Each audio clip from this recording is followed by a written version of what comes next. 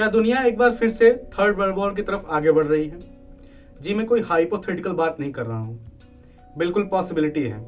क्योंकि जिस तरह की कंडीशन साउथ एशिया और मिडिल ईस्ट एशिया में हो रही है, उससे यह बिल्कुल पॉसिबल है कि हम तीसरे विश्व युद्ध की तरफ आगे बढ़ रहे हैं।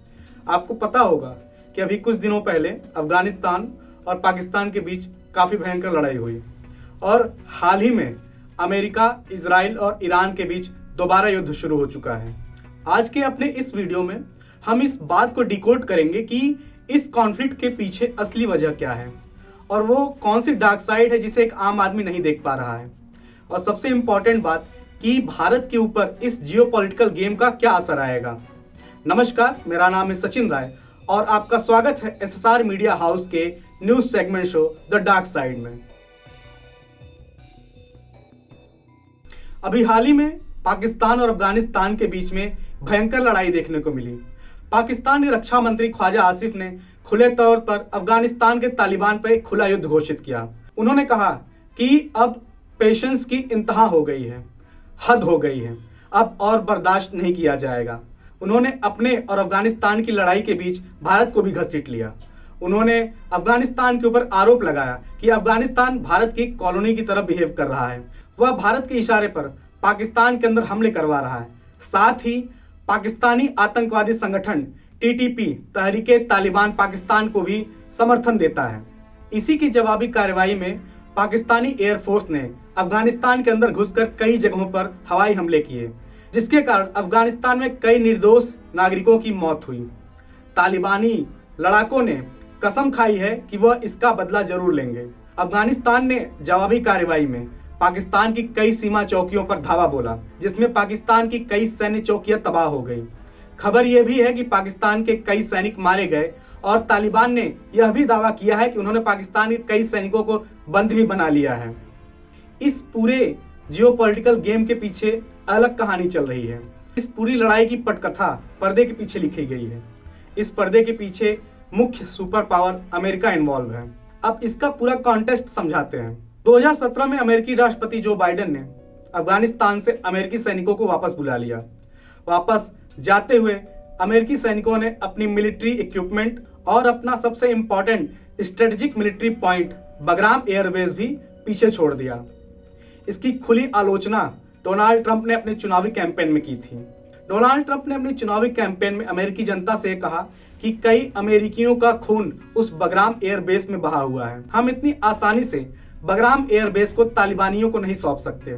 इसके बाद अभी हाल ही में अमेरिकी राष्ट्रपति डोनाल्ड ट्रंप ने तालिबान को यह चेतावनी दी थी कि वो बगराम एयरबेस अमेरिकियों को सौंप दे। अगर तालिबान ऐसा नहीं करता है तो उसको बुरे परिणाम भुगतने होंगे।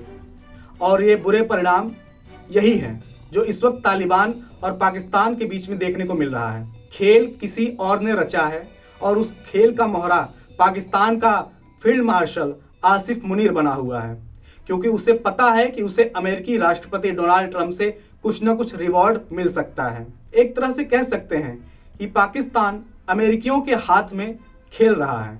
इस पूरे लार्ज जियोपॉलिटिकल की थीम अमेरिका में लिखी गई। इस बात को न सिर्फ रूस, चाइना और ईरान समझ रहे हैं, बल्कि विश्व के कई रक्षा विशेषज्ञों ने भी इस ओर इशारा किया कि जो आज पाकिस्तान और तालिबान के बीच लड़ाई देखने को मिल रही है, इसका सूत्रधार अमेरिका है। चीन, जो कि खुद को पाकिस्तान का आयरन ब्रदर कहता है, उसने पाकिस्तान को संयम बरतने की सलाह दी है। साथ ही साथ रूस और ईरान ने भी बातचीत की पेशकश की है।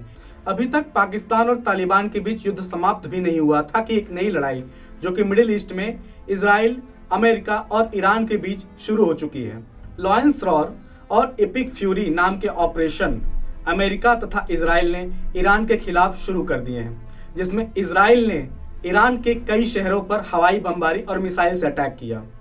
साथ ही साथ अमेरिका ने भी इजराइल का साथ देते हुए अपने B-2 बॉम्बर से ईरान के कई स्ट्रेटेजिक पॉइंट्स पर बमबारी की। जवाबी कार्रवाई में ईरान ने भी करीब 400 मिसाइल से इजराइल के अलग अलग शहरों को निशाना बनाया। अब समझने वाली बात है कि ये लड़ाई आखिर इस स्तर पे क्यों पहुंच गई। अमेरिका और इजराइल ईरान से ये चाहते हैं कि ईरान अपना न्यूक्लियर प्रोग्राम कैंसिल कर दे, यानी पूरी तरह से खत्म कर दे, और अपने मिसाइल प्रोग्राम से जुड़ी महत्वपूर्ण जानकारियां जैसे कि रेंज, मिसाइल का प्रकार, उसे अमेरिका और इजराइल के साथ शेयर करें। अमेरिका और इजराइल के इस मांग का जवाब देते हुए ईरान ने कहा कि उसका न्यूक्लियर प्रोग्राम कोई वॉर थ्रेट नहीं है।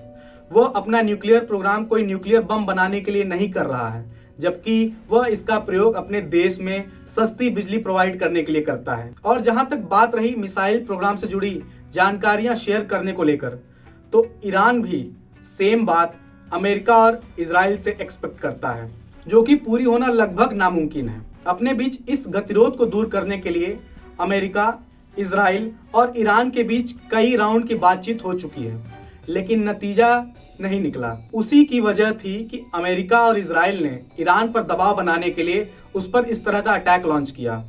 साथ ही साथ आपको पता होगा कि ईरान के इंटरनल जो हालात हैं वो भी ठीक नहीं है।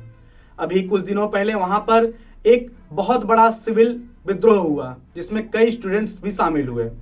साथ ही खबर ये भी मिल रही है कि जब से इजराइल और अमेरिका ने ईरान पर अपने हवाई हमले किए हैं, वहाँ के यूथ, जो ईरानियन यूथ है, इस बात को लेकर जश्न मना रहा है। वह चाहता है कि ईरान की जो इस्लामिक रिजीम है उसको उखाड़ के फेंक दिया जाए, लेकिन ईरान के जो इस्लामिक रिजीम है उसको बचाने के लिए उनके पास अपनी खुद की फोर्स है। हर देश के पास अपनी एक मिलिट्री होती है, लेकिन ईरान के शासकों के पास अपनी खुद की मिलिट्री है। इन सभी के बीच में एक मुद्दा और भी है।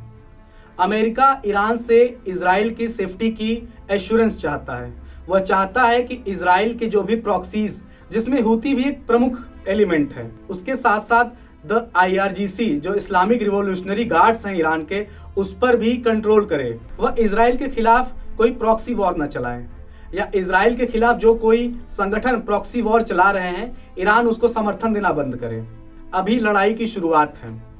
आज ईरान ने अपने ऊपर हवाई हमले का बदला लेते हुए कुवैत, बहरीन, दुबई के रिहायशी इलाकों में कई मिसाइलों से और ड्रोन से अटैक किया, जिसके वीडियो सोशल मीडिया पर सर्कुलेट हो रहे हैं। यह भी देखा जा रहा है कि बहरीन में अमेरिकी 5th फ्लीट तैनात है, उसके ऊपर भी ईरान ने अपना हवाई हमला किया। इस एयर स्ट्राइक के बाद जो भी मिडिल ईस्ट में अमेरिका के मित्र देश हैं, जिसमें सऊदी अरब, UAE, ओमान, कतर और मिडिल ईस्ट देश हैं, उन पर भी ईरान ने हवाई हमले किए। दुबई के रिहायशी इलाकों में ईरान के कई मिसाइल्स और ड्रोन ने अटैक किए। अब यह युद्ध काफ़ी बड़ा होता हुआ दिख रहा है। UAE ने ईरान को चेतावनी दी कि वो इस हमले का बदला जरूर लेगा। आने वाले दिनों में ये युद्ध काफ़ी फैल सकता है। अब तो अमेरिकी राष्ट्रपति डोनाल्ड ट्रंप और रशिया के राष्ट्रपति पुतिन के बीच भी जुबानी जंग शुरू हो गई है। जहां एक ओर अमेरिका इजराइल का समर्थन कर रहा है, वहीं दूसरी ओर पुतिन और शी जिनपिंग ईरान के समर्थन में खड़े होते दिखाई दे रहे हैं। इस पूरे कॉन्फ्लिक्ट में कोई भी नेटो देश अमेरिका के साथ खड़ा हुआ नहीं दिख रहा, क्योंकि उन्हें शायद इस बात का अंदाजा है कि ये लड़ाई इतने बड़े कॉन्फ्लिक्ट में बदल सकती है कि तीसरा विश्व युद्ध शुरू हो जाए। इस पूरे जियोपॉलिटिकल गेम में भारत सरकार का क्या स्टांस होगा, यह देखने वाली बात है। अभी पिछले दिनों जब भारत के प्रधानमंत्री नरेंद्र मोदी इजराइल की यात्रा पर गए थे, तब ईरानी मीडिया और सरकार ने इस बात पे चिंता जाहिर की कि भारत सरकार चाबार पोर्ट को लेकर कोई इन्वेस्टमेंट नहीं कर रही है। इसी बात को उठाते हुए कांग्रेस के वरिष्ठ नेता शशि थरूर ने भारत सरकार से सवाल किया कि इस बार के बजट में भारत सरकार ने चाबहार पोर्ट के लिए कोई फंड क्यों नहीं इशू किया। क्या भारत सरकार अमेरिका के दबाव में इस तरह का निर्णय ले रही है, या भारत सरकार अपनी फ्यूचर पॉलिसीज को लेकर कॉशियस है। अब बात करते हैं कि अमेरिका, इजराइल और ईरान के इस युद्ध से भारत के एक आम आदमी के जीवन पर क्या बदलाव आएगा, क्या प्रभाव पड़ेगा। सबसे पहली बात है कि भारत में महंगाई बढ़ेगी। इसकी प्रमुख वजह यह है कि कच्चे तेल की कीमतें आसमान छुएंगी, यानी कच्चा तेल महंगा हो जाएगा। जिस तरह से ईरान अपने बचाव में सऊदी अरब से लेकर कतर, ओमान, UAE, बहरीन पर अंधाधुंध मिसाइलें मार रहा है, उससे वहां पर रहने वाले लाखों प्रवासियों के जीवन पर संकट पैदा हो गया है। उनकी आजीविका बुरी तरह से प्रभावित होगी। जो लाखों डॉलर के फॉरेन रेमिटेंसेस भारत सरकार कमाती है, उसमें भी काफी गिरावट आएगी। यूनाइटेड नेशंस ने सभी पक्षों से शांति बनाए रखने की अपील की है। साथ ही उसने आनन फानन में सिक्योरिटी काउंसिल की मीटिंग भी बुला ली है। देखते हैं कि इस कॉन्फ्लिक्ट को खत्म करने के लिए आगे किस तरह के फैसले लिए जाते हैं। क्या डोनाल्ड ट्रंप यूनाइटेड नेशंस की कोई बात मानेंगे? क्या ईरान अंत में थक हार कर अमेरिका और इजराइल के सामने सरेंडर कर देगा, या ईरान आने वाले समय में और भी भीषण तरीके से अमेरिका और इजराइल के खिलाफ युद्ध जारी रखेगा।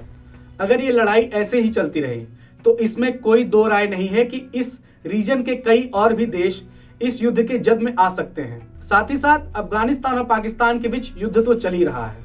इन सभी को मिलाकर देखें तो साउथ एशिया और मिडिल ईस्ट आने वाले समय में और भी अशांत हो सकते हैं, युद्ध और गहरा सकता है।